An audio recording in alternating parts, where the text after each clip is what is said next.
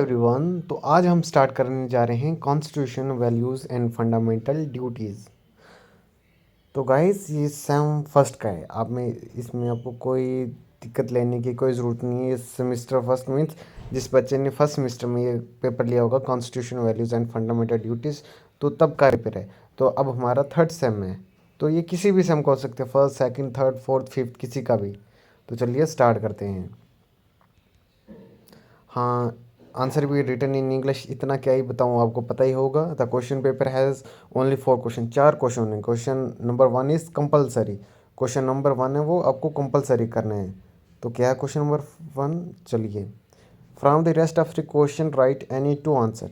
3 question में से 2 answer करने हैं। पहला क्वेश्चन कंपलसरी करना है, जो फर्स्ट क्वेश्चन है इसे कंपलसरी करना ही करना है। और जो उसके बाद आएंगे 3 क्वेश्चन, उनमें से 2 क्वेश्चन को करने हैं। तो देखते हैं कैसे question. Write short notes on any 2 of the following. Rule of law, then हमारे पास है democracy, then types of liberty. इस पर शॉर्ट नोट लिखने हैं, ज़्यादा कुछ नहीं लिखना। Short note democracy, liberty, rule of law पे लिखने। अब उसके बाद हम नेक्स्ट क्वेश्चन की बात करें। Discuss the fundamental duties of the Indian constitution and also highlight their importance. 10 number का क्वेश्चन आएगा, इसको करना है आपको कम से कम 3-4 पेज से ज़्यादा ही लिखना है, जितना भी लिखना है। 3-4 तो बहुत कम हो गए ना, 5 मिनिमम मान लो, जितना लिखोगे उतना ठीक रहेगा। Then we have how equality before the law and equal protections of law acts as important foundations of rule of law, discussed with relevant examples।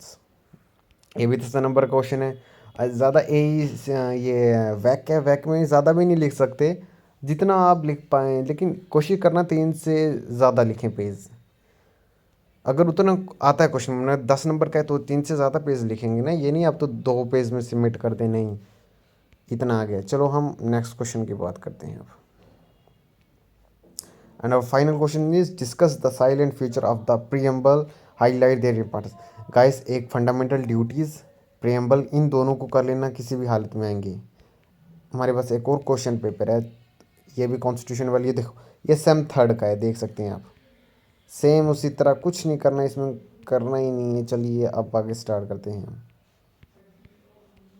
Right short note on the following. Socialism, we have unity and integrity, Sarvadharma Sambhav. Sarvadharma and Sambhav. Does the separations of the power implicitly exist in the Constitution of India? Discuss. Then we have, do you think equality and liberty are essential for justice? Guys, what do you understand by the preamble? Express the importance component of the preamble. Guys, if अगर आप सिर्फ यही कर लेंगे ना question paper, तो आराम से आप पासिंग मार्क्स ला पाएंगे। सिर्फ PYQ करके चले जाएंगे तो आराम से आ जाएंगे, ज़्यादा दिक्कत की नहीं। वैक का पेपर है। देन वी हैव द एक और एग्ज़ाम, ये क्वेश्चन पेपर है हमारे पास, ये भी 2024 का है, लेकिन ये डिफरेंट है। तो write the short note of any two following. Preamble to the Indian constitution, we have secularism, federalism. How many fundamental duties are prescribed for the Indian citizen? Explain them in details. Separation of power is a significant aspect of Indian constitution. Then we have last question is highlight the main feature given in the preamble, the constitutions of India. Guys please, जैसे हम Hindu college में हैं, तो अगर किसी को भी कुछ एक्स्ट्रा चाहिए, मीन्स मैम ने तो प्रोवाइड सब कुछ कर दिया था, रंजीत सर ने भी सब कुछ प्रोवाइड कर दिया। मीन्स अगर किसी के पास नोट्स कुछ भी नहीं है, तो प्लीज़ एक बार मुझे ग्रुप में, व्हाट्सअप ग्रुप में मैसेज कर दे, या मुझे इस वीडियो के नीचे कमेंट करके बता दीजिए, मैं उससे रिलेटेड आपको बता दूंगा। Okay guys, love you, bye. Subscribe या लाइक कर देना प्लीज़ यार।